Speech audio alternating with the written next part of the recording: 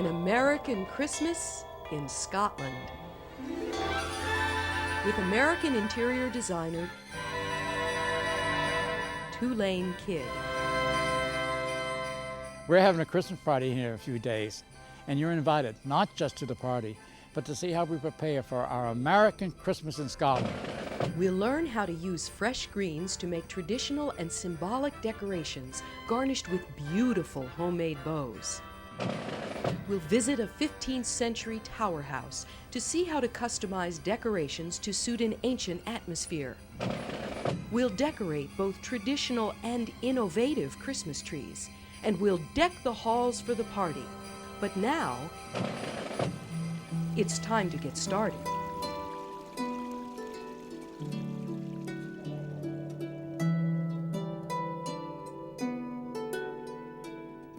After working as an interior designer for more than 30 years, Tulane Kidd has helped hundreds of clients and friends create their dream homes. About 10 years ago, he began working on his own dream home in Scotland. One of his greatest pleasures in spending holidays there has been sharing American Christmas decorating traditions. And when I first came here, I noticed that many of my Scottish friends did not decorate for Christmas. Therefore, I taught myself to make garlands and wreaths in a very simple and inexpensive way. And that's what I really want to share with you. Welcome to a Grennan house. The pleasure of your company is requested for Christmas preparations and festivities at a Grennan house, Scotland.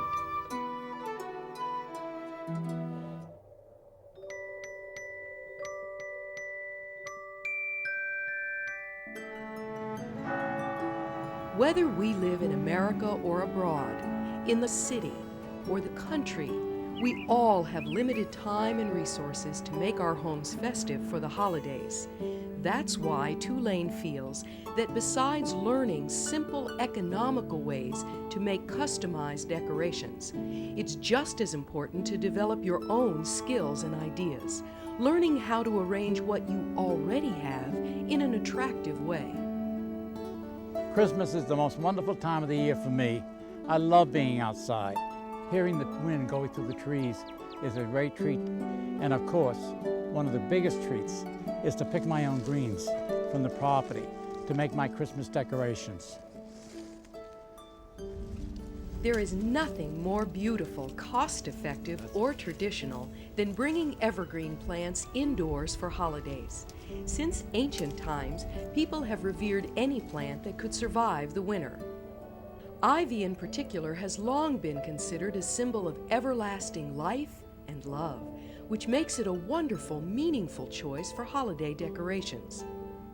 Well, here I am at my ivy bush that I'm going to use to cut for my garlands and wreaths that I make. And this looks like a good piece here. Now you'd be surprised how much this takes.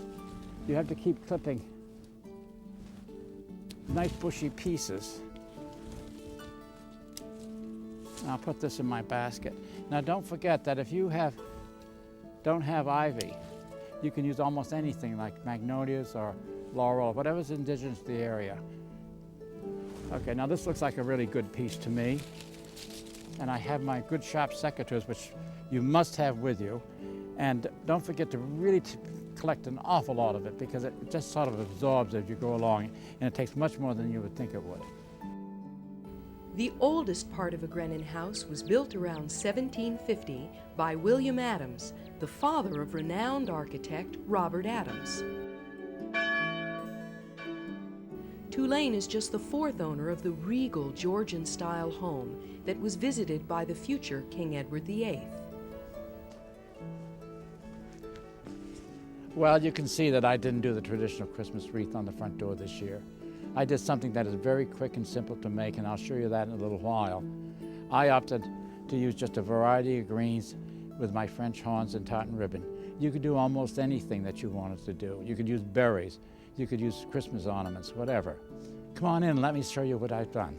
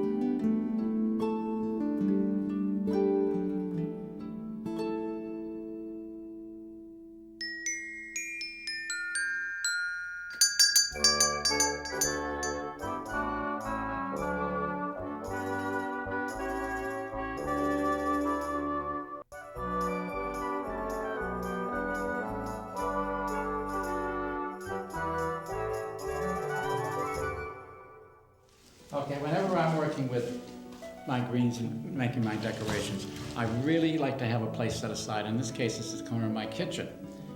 I also put something on the floor, and because working with greens can be so terribly messy. And I also like to leave all the tools handy that I'm going to be using. I like to keep the tools very simple and inexpensive, and most of the things that I have here you can find in any household, with the exception of a few items. I have a really very sturdy hammer in order to hang the garlands and wreaths that I made.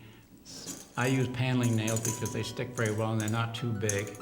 A good sharp pair of kitchen scissors, a pair of wire cutters, a very sharp pair of secateurs, as we call them in America, pruning shears, florist wire, which you can get in any florist shop or wholesale florist supply house, good heavier green wire from the garden center, green garden string, just a small piece of cardboard that I'll show you how to use later, and a heavier wire that I use to make my wreaths with. So let's make a ivy wreath.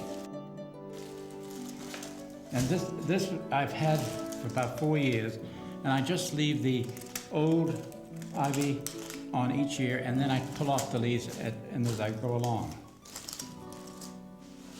And in order to start this, I just push this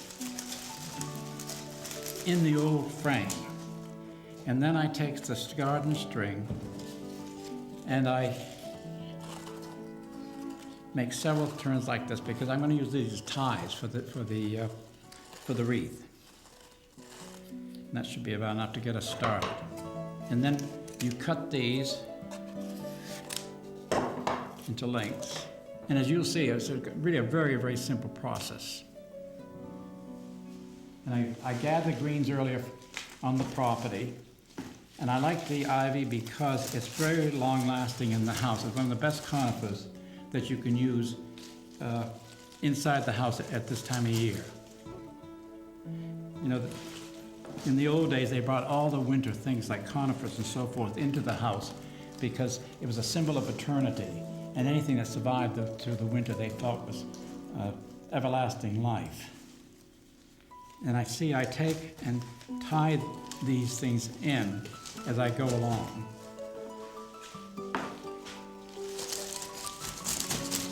And then I try to make it as full as I can as I go around the edge. And I start in the opposite direction where the sun is going to be because they all fall in the same direction eventually. And where they meet, right here, is where I usually put the bow. But you can see how simple this is to do, and it takes 15 to 20 minutes really to do this.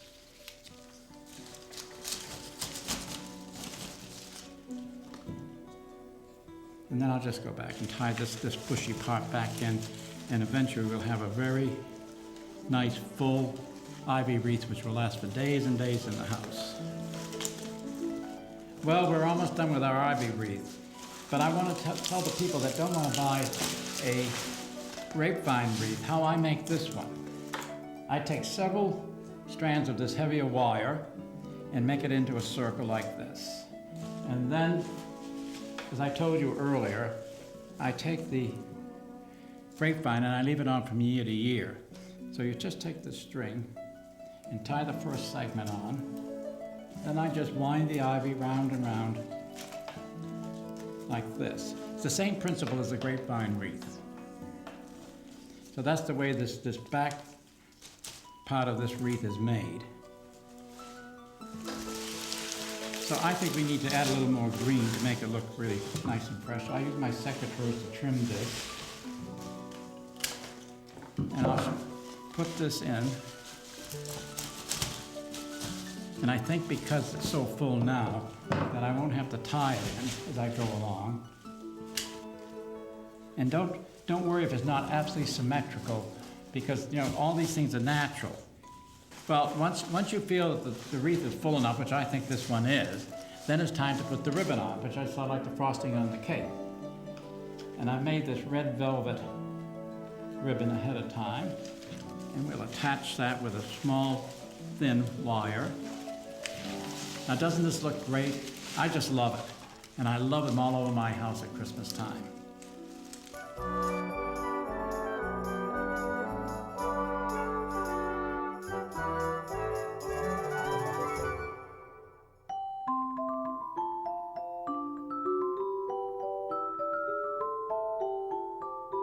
Now we're going to make a very quick and easy door decoration. It only takes 10 or 15 minutes, and it's a very effective thing to do. I'm going to start with the laurel leaves, and I make this in a little sort of a fan shape. And then I think I'll add some box to give it some interest. And then this actually is the bottom of my Christmas tree, the cut off branches. And this is a spruce. And I think we'll add a little bit of arborvitae.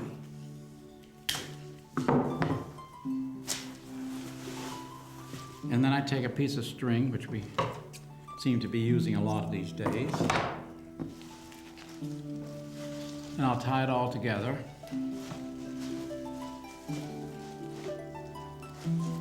Now you have to twist it really very tightly so that it won't fall down, because sometimes as these things shrink, the string will loosen up.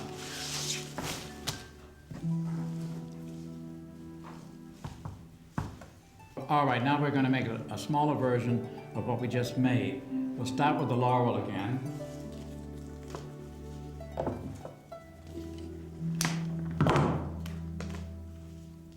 We'll do that together. Then we'll get some of our Christmas tree trimmings, which is spruce. As you can see, we can use anything.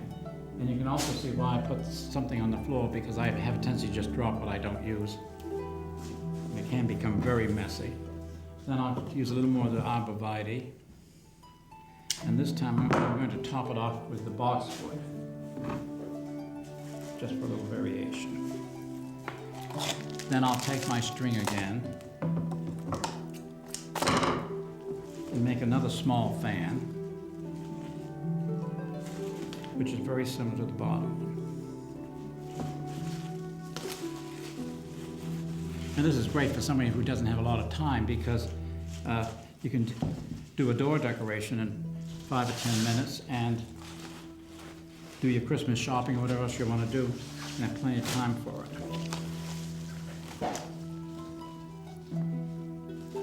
Then you tie it in the back very securely. And don't forget that as these things do dry out somewhat, they do shrink, so you have to be very, very tight. And then if you want to be festive, just add your bow, add a bow.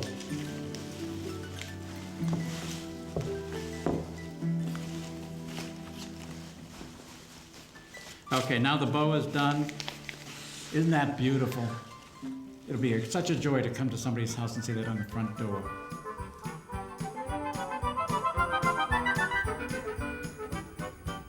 Now you know the basics for making almost any decoration with fresh greens. Just use your imagination to create variations that suit you and your home, wherever it may be.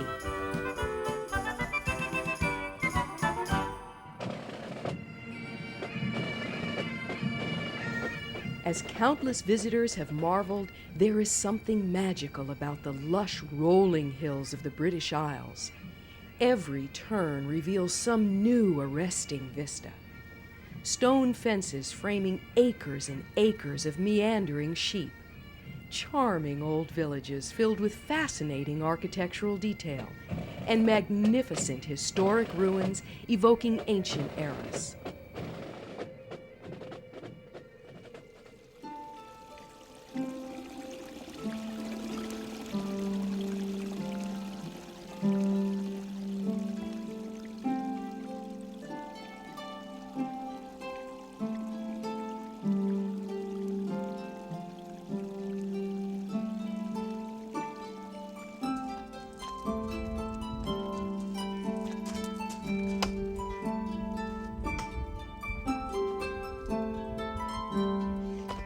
Well, here we are on the style staircase of Roscoe Tower. There are 75 steps going to the top. They were used to keep the marauders out because it was easily defended. But they can't keep us out. Come on upstairs and we'll see what we're going to do to decorate the Great Hall.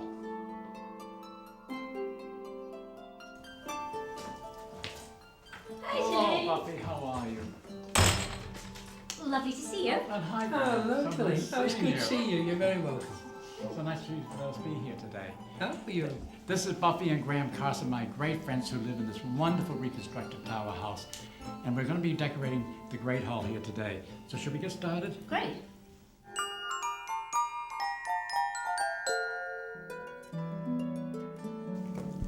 We're at Tulane.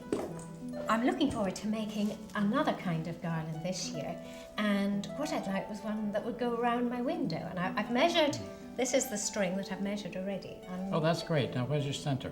Well, I haven't made that yet. Wait a minute. There's my center. There. Oh, that's great. Now, you remember before I have told you that we have to have this for the center so we know when to start and reverse the greens. I see you have a lot of wonderful boxwood there. Yes, I thought that and I would think be that'd nice. be a great thing to use today, don't you? I think it would be lovely. Do you think we should get started? Yep, okay. Let me have a few of these things and we'll just start this. I'll hold the strings and hand them to you. I think that we really should maybe start from each end. Okay. So if you want to take that in, we Right. could show our friends here how to really make a garland very quickly. Remember, we just take a few little pieces of the evergreen and we tie it to start it. And don't forget, you must always, always overlap the greens. Tie them into each other. So Buffy, while we're doing this, tell me a little bit about Roscoe Tower. Well, this is all my husband's doing. When he was a young man, he had this great idea that he would like to restore a Scottish castle. And I never really thought it would happen, but one day he found this particular one, which he liked because it has connections with the Carson family. But Was it a ruin or was it all Oh, like it was is today? it was a complete ruin. It had no roof. There was, green slime on the walls. There were trees growing out around the parapet. It was unbelievable. Gee, that sounds terrible. How did you ever want to do that? Well, I didn't, but my husband got going, and I'm glad to say it's turned into a really very happy home, and we love it. But what did they use the tower houses for? Well, this was built originally 1494, and it was built very much as a family home, but because in those days one didn't get on well with one's neighbours, well, maybe They one still does. don't today. Maybe Sometimes. they don't, but it was very much a fortified house, so that one could defend it. Well, as you were saying on the stairs, it's very much built so that people can't get in with great ease. The doorways are smaller, not because the people were smaller, but so that somebody couldn't burst in fighting. And downstairs on the ground floor is the area where they used to bring their cows and their horses in during times when they were being attacked to keep them safe. So we've sort of converted that into a garage workshop. Well, I can certainly see how you could defend those staircases. They're so narrow. And then, of course, when you go up onto the parapet, It's so bumpy up there. Why is it so bumpy up in the top? oh, you mean that? Oh, well, the that, different yes. levels are on the stepping stones or whatever. Oh, around the parapet. Well, that was so that the guard wouldn't go to sleep. All the bits were uneven, so that as they walked round, he couldn't get into a regular pattern of walking and go to sleep. They had to stay awake Well, and I see- watch out for who was going to attack them. Well, I certainly wouldn't fall asleep if I was going along those steps. Sure, but so anyway, it took us quite a while to restore it. I mean, we bought it. Let me think. 20 years ago we bought it, and it took 5 years before we even managed to get all the planning permission and a lot of research to see what the house had been like before, etc. Well, this house is listed. Yes, oh, very Isn't it? much so, yes. We moved in 1979. We were able to sleep in it. And I must say, we've made it a very happy home with it. Have you finished your side already? Oh, I'm very quick.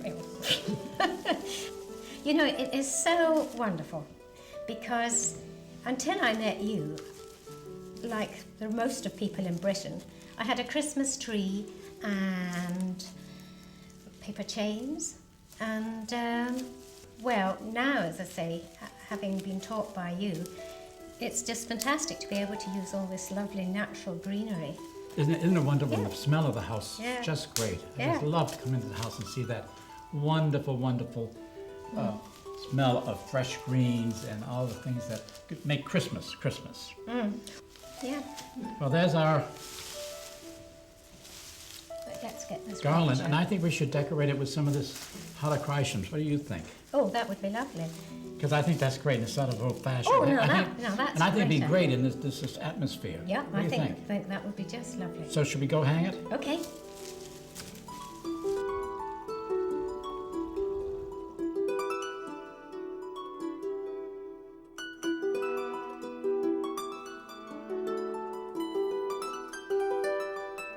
Tulane, that looks absolutely fantastic. You really do like Yeah, that. I'd never thought of using dried flowers like that. But don't you Brilliant. think? Don't you think the dried flowers with the box makes it so looks old-fashioned and sort of 18th century? Yes. I wonder what Graham would think about that. Well, I'll just go and find the Baron and see what he thinks of what I've done to his castle. You know, Buffy, I can't thank you enough for having us in your house today. It's always a pleasure to come to Roscoe.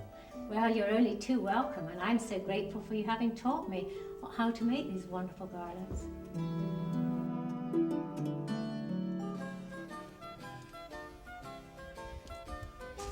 Bye. Oh, thank you so much. Thank you.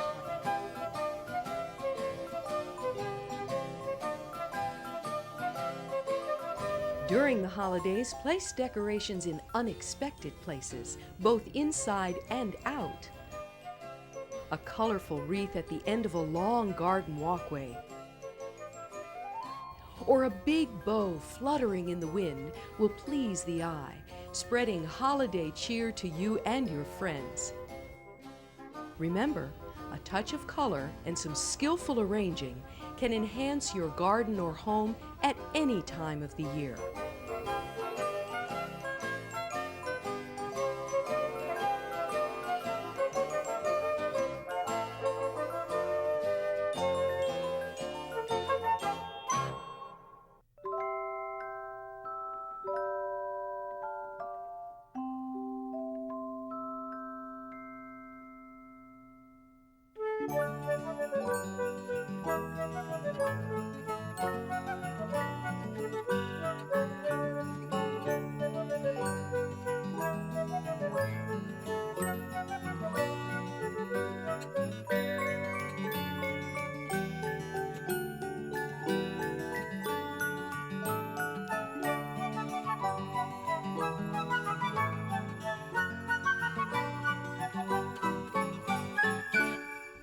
That I just love.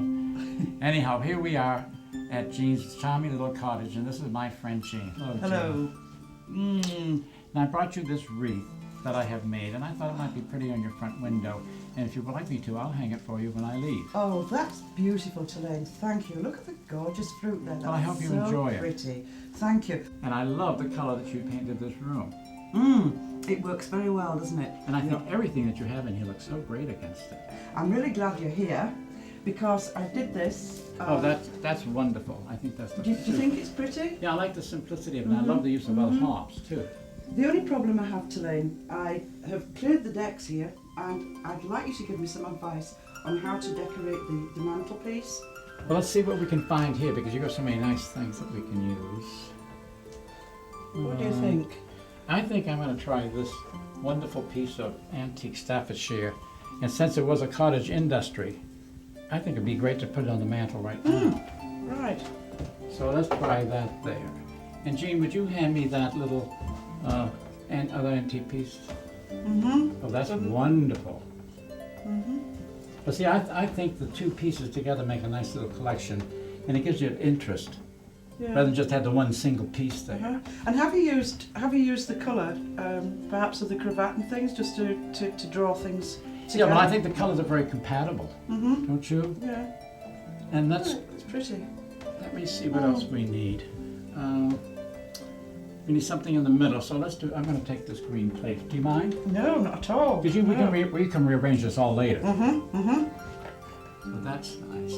That's That was good. really great. Yeah, that's good. That's good. And let's see what else we have. Oh, I like these brass pots. Take some cleaning. Well, I think this gives it a really good look. It's rather simple. The weight is good. The scale is good. Usually you have too many little things on your mantelpiece. And I really think that this gives it a Christmassy look. If you want to put some greens in these two pictures, it would be great. That's lovely, Tulane. That's really, really nice.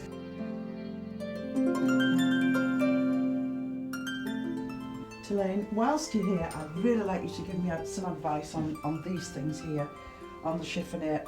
Somehow it doesn't work, and I don't know what I've done wrong. Well, I can tell you, one of the reasons I think that it's wrong is because you have so many of the same size objects. And also you're sort of a mismatch of different patterns and colors and so forth. And I think to make this effective, especially against this wall color, if you sort of coordinated maybe in just blue and white or something like that, we should take these off and you can spread them around the house at a later date. Okay. And I like to group the things together and make little vignettes. I call it like organized clutter. Right, right. And the way you've had it, you just sort of have everything sort of stretched out and not sort of grouped together. Okay. Would you just put these over there, please? Mm-hmm. Okay, now I'd like to push this over just a little bit and bring this plate more over that way. Now, do you see what I mean already? It's starting to look like an organized grouping. Yes, yes. And then I love this teapot. It's a nice old one, isn't it? Mm-hmm. So I think we should put that there. I hope. It'll look okay. And then I like this because this blue and white sort of brings it in. Well, that's pretty. And there's sort of a rule of thumb that 3 and 5 and 7, any odd numbers look much better than 2s and onesies. Mm-hmm. Why is that? Well, it's just your eye tells you this. And the more you look and the more you observe, your eye will eventually tell you this is the right way. And then I think maybe this little cutesy thing here. And I think that's a very pleasing group. It's sort of neat, it's sort of clean. You see the surface of your chipper robe here. The rich warm woods are wonderful with the blue and white, and the blue and white's great against this color, as I said before. Yeah, that looks much better. Thanks ever so much. I knew you'd help me.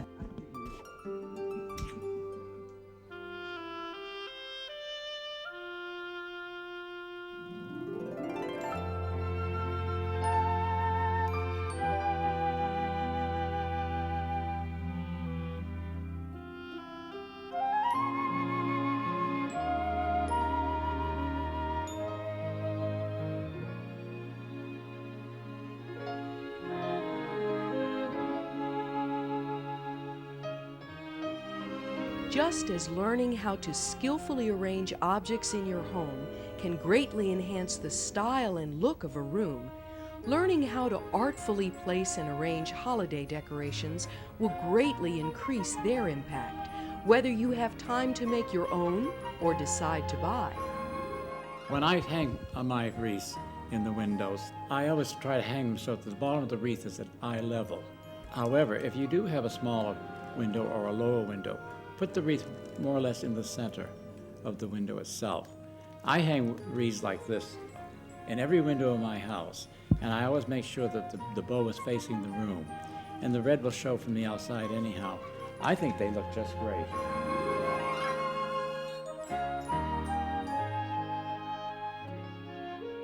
Well, now I'm going to do the mantelpiece. And none of us have a lot of time at Christmas, and I like to do so much in the house that I like something that's quick and easy. And since this is a sort of a formal room, I want to do something that I can do in just a few minutes. And I'll start off with doing some greens. And I like to have the variety of greens because it gives different tonal values of the colors. And I like the gold because it picks up the gold of the clock and the things around it and the frame above it. And then I pick up things from the dime store, from the drug stores, or the department stores, and just add it. And I think it gives it a great festive touch, and you can do it in just such a few minutes. And just this little bauble adding gives it the sparkle that we need at Christmas time. Of course, nothing sparkles more at Christmas time than the Christmas tree.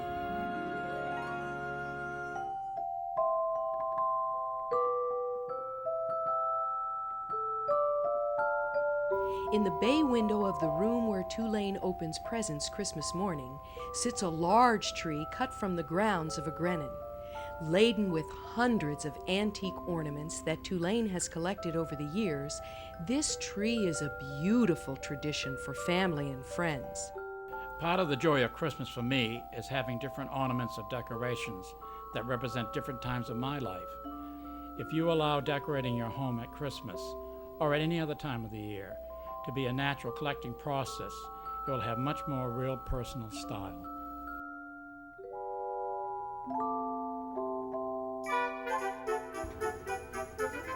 This magnificent theme tree in the main hall is adorned with lustrous ornaments of gold, pearl, and crystal. Papier-mâché Neapolitan angels playing musical instruments frolic among a heavenly constellation of glittering snowflakes and glowing suns, creating an elegant greeting for guests as they get their first glimpse inside. In the kitchen, Tulane has a charming old-fashioned theme tree. The branches are covered with edible decorations that become treats for children who visit the house. The only lights on the tree are real candles that are lit for a special holiday dinner party.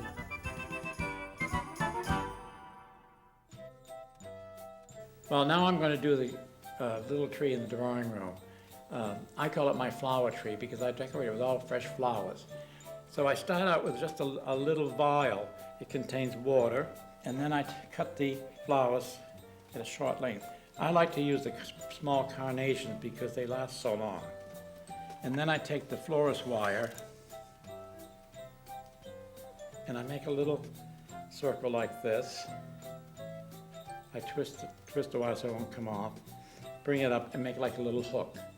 And this will be like the hanger on the tree. But it's so nice because, you know, so many trees are so traditional that I have and other people have. And I think that this is just a nice, fresh way of saying Merry Christmas when people walk in.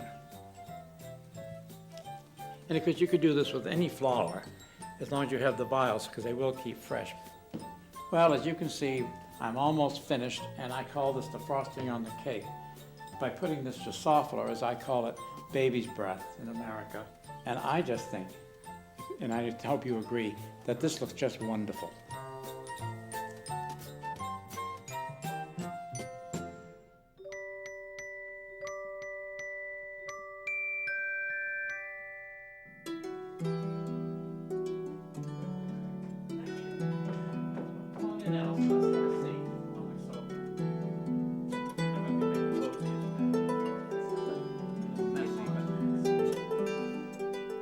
It was so good of you to come over today. I'm so glad to see you.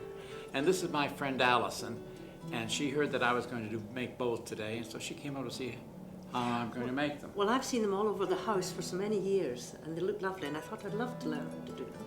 The first thing you do is you make a little tail. Do you want me to do this at the same time as you? Yeah, I think you should. Yeah. And I twist it so that it actually is pinched together, and you have a little tail. And I take my left hand and I make the first half of the bow, and I twist it again. And don't worry, Allison, if it doesn't come out quite right the first time, because it takes a little practice. And then I use my knee. Can I use your knee? You may use my Thank you. knee anytime. Okay. And then I pinch it again and bring it back like that. Now that's just a simple little bow. And if you want to make a little simple bow like this, take your scissors, cut it off, take a piece of florist wire, which I have pre-cut, and wrap it around the center. And there's your bow. That's lovely. I think these look great, Allison. What do you think? Yep, you can tell which is the learners. No, but you're going to be an expert before long. Now listen, let's put these over here, and I'm going to show you how to make the big red velvet ribbons that I use on the wreaths, because, you know, on your front door, they're just great.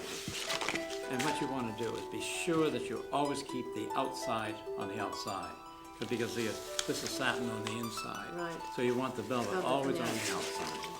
So we do this again, just like we did the other one. You make it look so easy, and you've got Well, it them really all up. is easy, and you know, once you know how to do it, you can do it all over. And I expect to see your house full of bows next It Christmas. will be, it will be. But look at that, wasn't that pretty? That's wonderful, that's lovely. I love that. Yes. I love the red velvet. Oh, well, see, now we got this bow, but I made this bow earlier because I was doing some things around the house. And if you want a fuller bow Yeah. and a little more important thing, just take these two together, because you know this velvet is rather stiff to work with. Now that's stunning. Now look at that. That's gorgeous, isn't that beautiful? Isn't that great? I just think it's so Christmassy. That is beautiful. Festive and perfection. Okay, do you want to put that Yep, over there? yep. Because there's one more little type of ribbon that I would like to show you. It's the layering of one ribbon over another. And in this case, the red over the green moiré. I think it's great. And it's really very pretty on packages, because when you lay out on a package like this, you know, you really Yes, see yes, it. But I have some things in the dining room that I'm going to do this afternoon, and they're fruit pyramids, and you really should stay and watch that. Love Do you to. want to go into the Oh, dining room love with to, me? yes. Let's go. Yeah.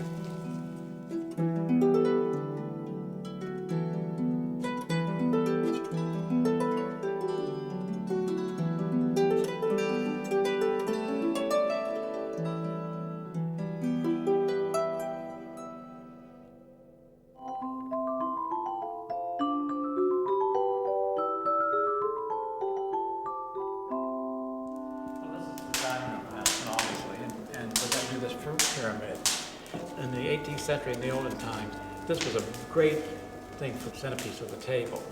And it was only done once a year because fruit was very scarce. And so when they did this was really a big treat. And I like it because I think it's very festive. I think it has a wonderful look. And, you know, it's nice to have the real fruit at this time of year.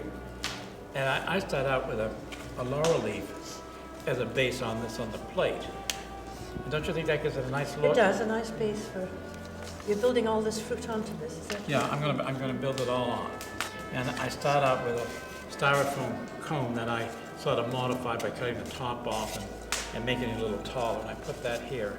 And even though it's a little wobbly at first, the fruit holds it down. And then I take this garden wire and I cut into small pieces. Would you hand me the apples as we go along? Surely. But don't you think these red apples make it look very much like Christmas? Or the red and green theme Yeah, once that- again, yes. But then we're going to bring in the tangerines and the yellow apples and some wonderful plums. And I top it off with a pineapple, because pineapple for centuries has been the symbol of hospitality. Did you know that? I didn't, no, I didn't. Let's see, can you see what the color's going to do as we go along? Yes. That'd be great. And you know, when we have a party in this room, everybody seems to exclaim over these things. I've been to a party in this room and I remember it. Oh, do Yes, you I remember do. it? Oh, yes, I do. It was a real, 'Cause- everybody oohed and ahed when they saw it. Because everybody thinks that these are just piled up, and they don't realize that this is put into the styrofoam. So you see, Allison, this is just about finished now, and it didn't take very much time, did it? It goes very quickly. And now I'm going to put the traditional pineapple on the top that I told you about a few minutes ago. And I just take a long piece of wire, and I push it right into the pineapple quite a ways up. And actually, if you don't leave this fruit sitting in a warm room for too long, it is edible after a few days if you want to dismantle it. And then I just put this wire right straight down through the middle. And then I sort of twist it to make sure it's not going to fall off. Easy. Yeah, it's easy, but the thing is, don't try to make it in another part of the house and transport it. No. You almost have to make it really where it's going to be. And then I like to put a few little grapes around to do something to fill in these gaps. That makes all the difference, that, those grapes between Oh yeah. the And then I take these little baby laurel leaves, which I think are so nice. And I'll just put them here and there in the thing. And not only hides the gaps. But it brings the whole thing to life, doesn't it? Yes. And the green contrasting with the different multicolors that we're using really make it look so great, I think. Well, Alison, there we have it, the finished product. What do you think of it? I think it's magnificent, and I'd like to have this for Christmas this year myself. Well, you can make one for yourself. I so will. You can have this one. I fully intend to, but I don't have a glass compote. Well, do you have a silver compote? If you don't have a silver compote, you could even put it on a flat plate. It could be almost as effective just sitting low. Really? Oh, yes. And that's especially in a smaller room. Yes. If you put it flat on the table, it'd be great. It's wonderful. Thank you very much. Well, thank you for coming. You. Thank you. Dusk settles on the countryside, cloaking the day in that magic light that seems to promise a special holiday evening. After days of preparation, it's time for the party. Let's make a few last touches, light the candles, and welcome the guests.